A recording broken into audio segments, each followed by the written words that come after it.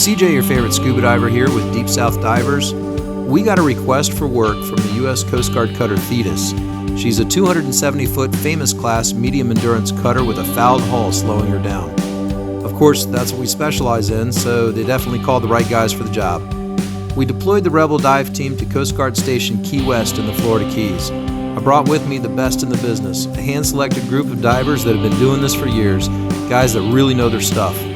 I headed inside the ship to lock out and tag out with the THETIS' crew while the Rebel dive team chomped at the bit to get started.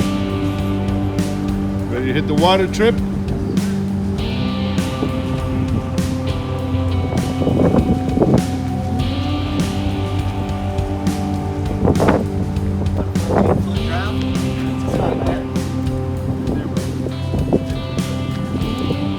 Ready to do this? Yeah, I can't wait.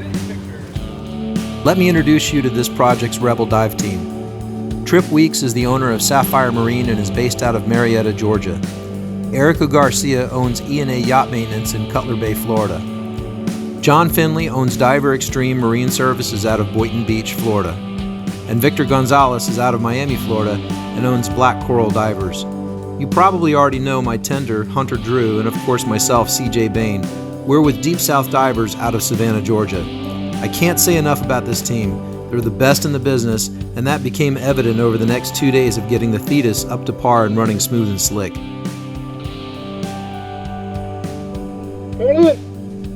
Order up!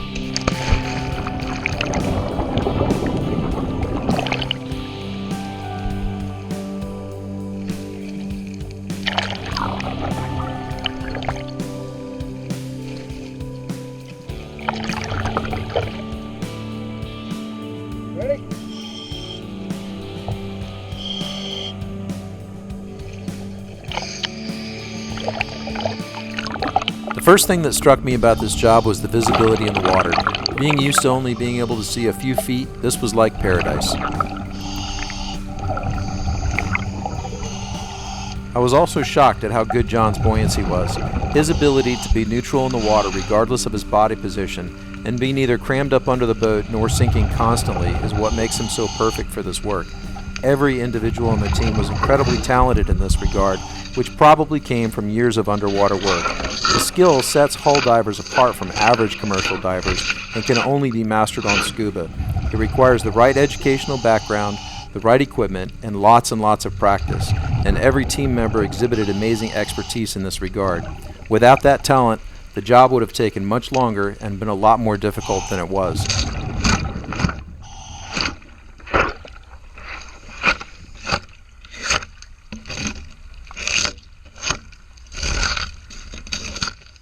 Fucking out of here.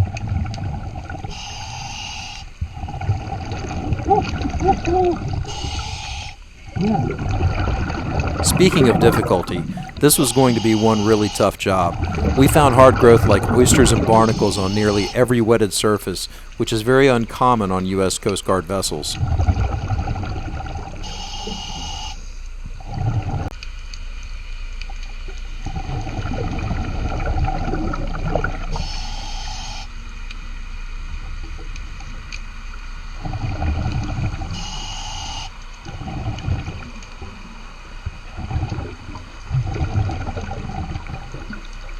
Notice here as we do a low-level flyby the magnitude of what we're up against. The surface that needs to be chiseled off is roughly the same square area as a football field.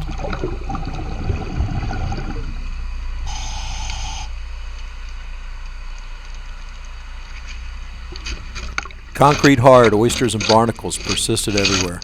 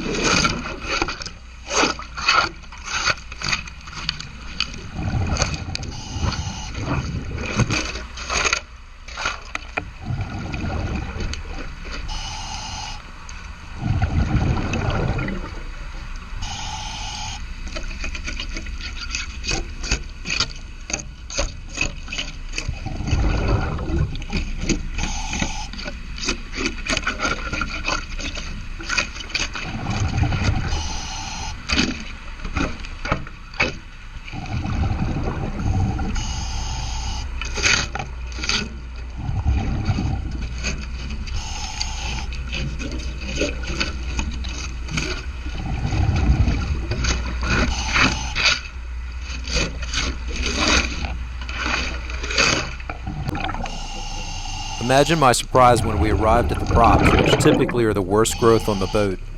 These would be easier to clean than I had thought they would be, but the fouling on the hull would more than make up for it.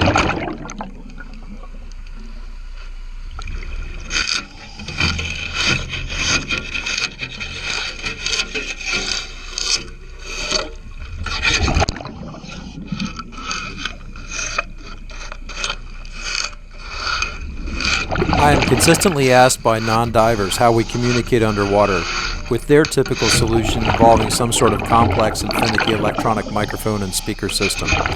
Watch John and I communicate with each other quickly and easily, without the cost and issues involved with high-tech solutions.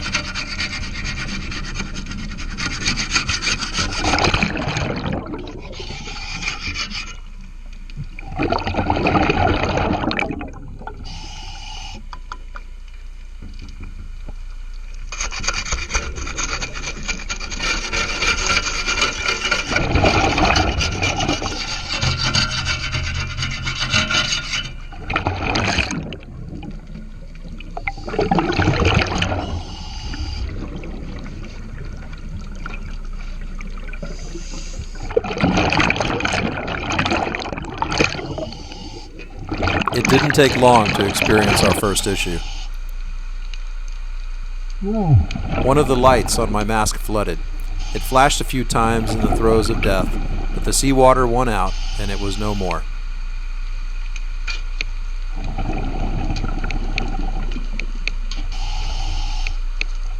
Yep, that's it.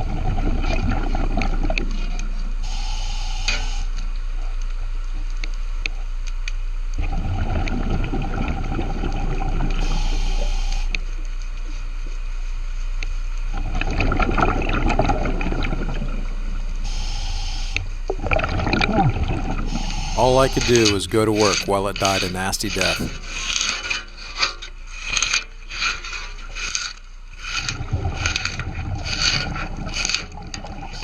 Frustrated and already experiencing issues, we released the most powerful force known in the barnacle and oyster kingdoms, the Rebel Dive Team.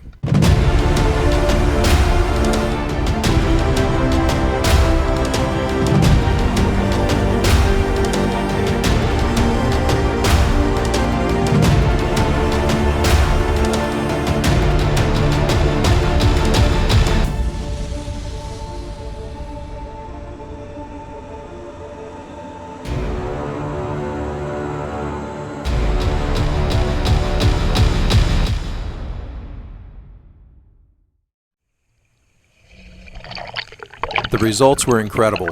Equipped with the company's Remora Solo, Tripp had tackled the vessel's waterline and done an amazing job.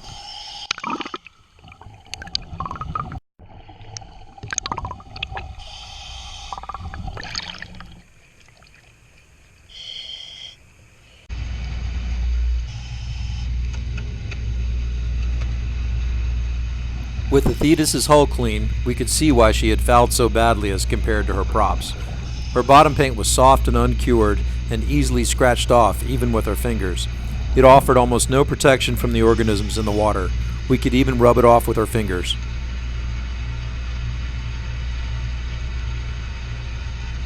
More than a year after she'd been painted, the coating had yet to dry. It left an oily deposit on our tools as we worked.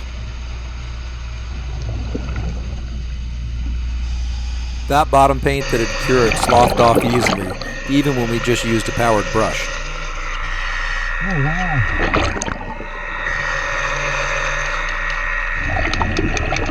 There were places on our hull where as many as 4 different layers of paint were exposed, demonstrating that virtually none of them were effective at keeping marine fouling off of her hull.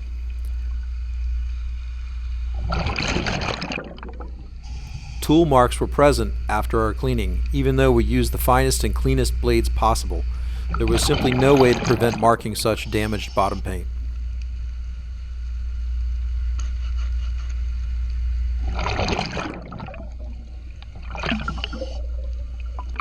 Multiple layers of soft, uncured bottom paint wasn't her only paint issue. Here we see an example of orange peel where an outer layer of paint has not bonded properly to an inner layer. The result is that the paint just flakes off. There were many large places on her hull just like this.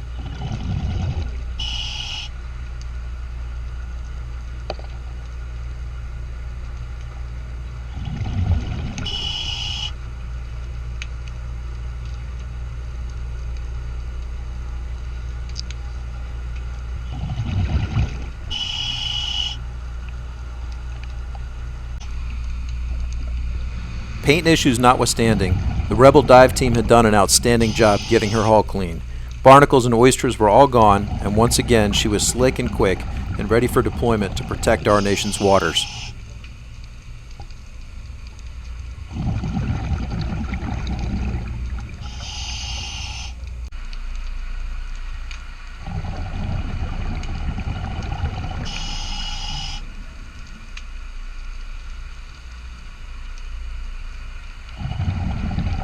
Victor and John had put in the lion's share of work on the hull amidships, the two of them flying side by side as they chiseled hard growth off of this steel hull, and it showed. Outstanding work, gentlemen.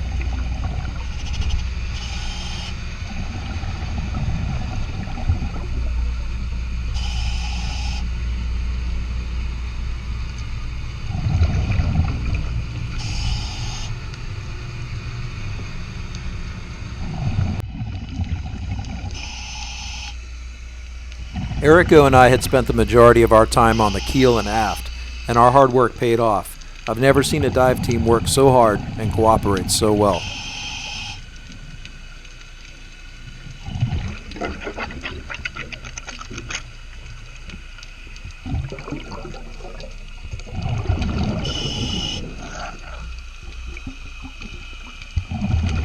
Once complete, her hull zincs looked great. No marine fouling anywhere, and over 80% of the zinc remaining.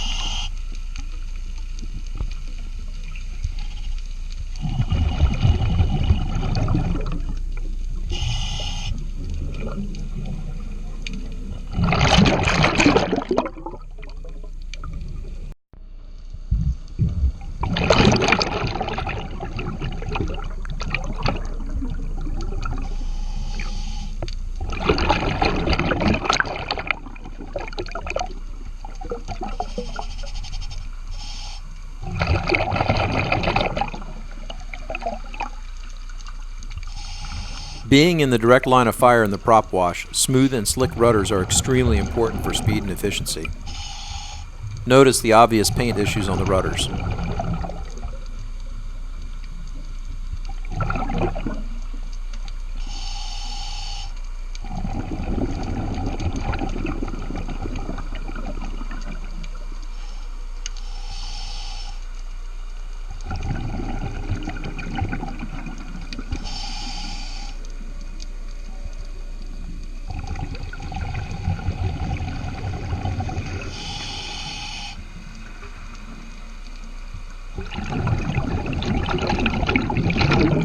No single component of a vessel's submerged surface has as profound an impact on speed and efficiency as the propeller. These are huge hydraulic units capable of adjusting their pitch while underway. We left them smooth and slippery and very capable of achieving maximum thrust.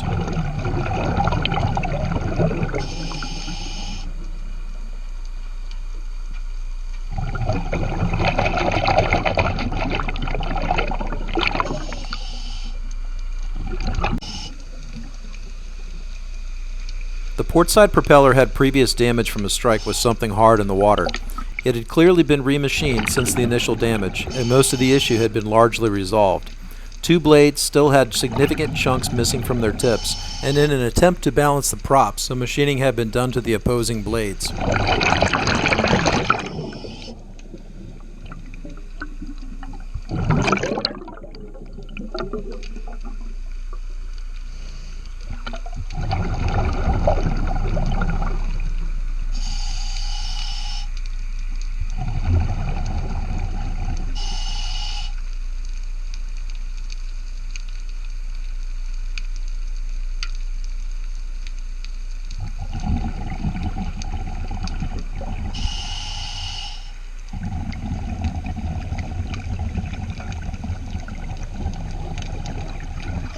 On this particular dent, a V had been drawn by the repair facility so as to direct and measure repairs.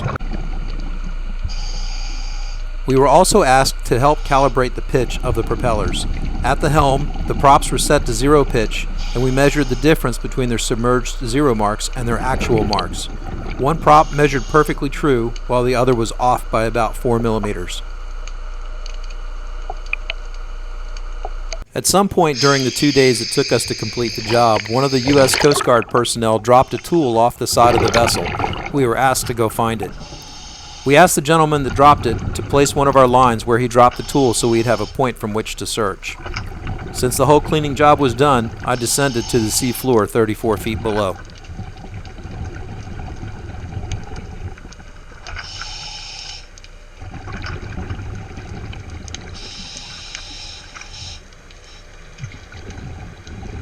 The tool we were looking for was almost directly under the line that he'd placed, and it was easy to find in the excellent Key West visibility.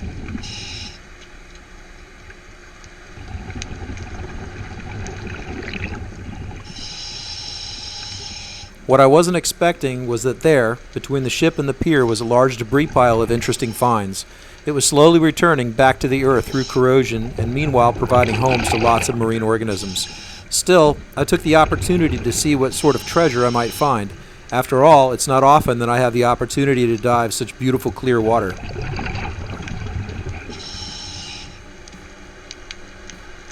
Large game fish, maybe 4 feet long or so, schooled above me as I carefully hovered above the bottom so as to prevent silting out the awesome visibility. Notice how every hand movement creates a cloud of silt that reduces my ability to see. This is yet another reason why proper buoyancy and trim are so important.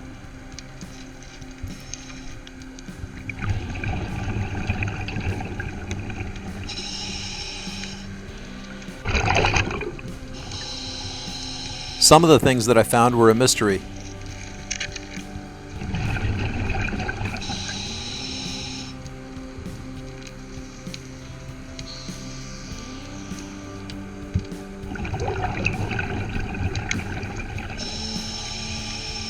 Others were a lot more obvious.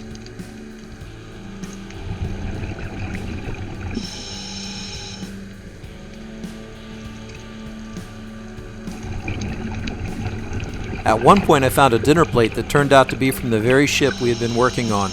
It was probably dropped off the side by accident during an important public event held by the U.S. Coast Guard.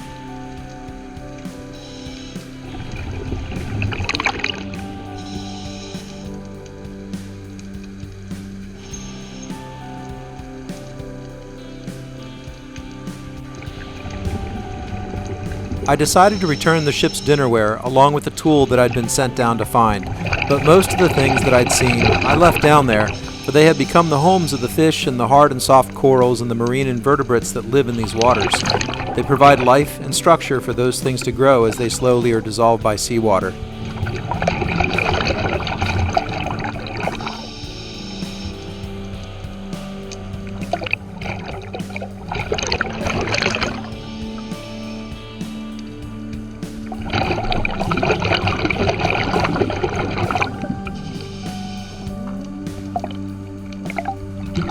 My ascent back to the sunny world was marked with beautiful corals and plants and animals of the undersea world, something that most people don't usually get to see.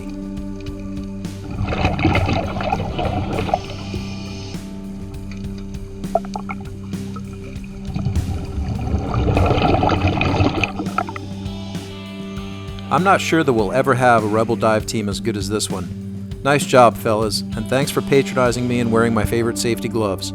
Hopefully, the Coast Guard hires us again soon. See you then.